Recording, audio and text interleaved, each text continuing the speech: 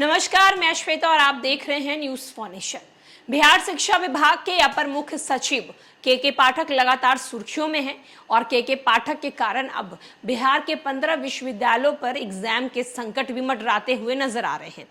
दरअसल आपको बता दें कि राज्य के विश्वविद्यालयों में स्नातक और स्नातकोत्तर संकाय की परीक्षाओं के संचालन पर गहरा संकट मंडरा रहा है। ये संकट शिक्षा विभाग द्वारा 15 मार्च को विश्वविद्यालय के सभी प्रकार के बैंक खातों का संचालन पर रोक लगाने से हुआ है। पुराने पाठ्यक्रम में स्नातक और स्नातकोत्तर के पार्ट 2 और पार्ट 3 की एग्जाम के संचालन हेतु उत्तर पुस्तिका की खरीदारी नहीं हो पाई है। यही संकट के कारण एग्जाम जो है वो नहीं हो पा रहा है।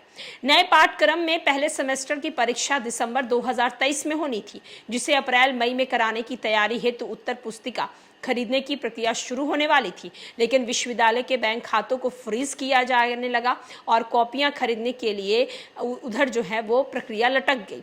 ऐसी तमाम परेशानियों के संबंध में कई कुलपतियों ने राजभवन सचिवालय को सूचना भेजी। इसमें कई सेमेस्टर की परीक्षाओं का संचालन मजबूरन स्थगित किए जाने की सूचनाएं भी शामिल है। देखा जाए तो शिक्षा विभाग का एक आदेश ने राज्य के विश्वविद्यालयों में स्नातक और स्नातकोत्तर के 10 लाख से ज्यादा छात्र छात्राओं का भविष्य जो है वो अंधकारमय कर दिया है।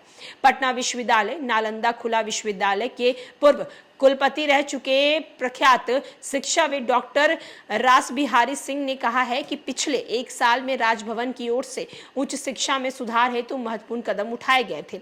वहीं दूसरी ओर विलंबित सत्र परीक्षाओं को बहुत हद तक नियमित किया गया है।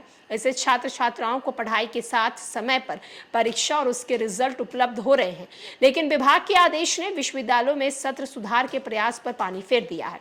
सबसे चिंता की बात तो यह है कि शिक्षकों और राज्यकर्मियों को 3 माह से वेतन भुगतान नहीं हुआ है।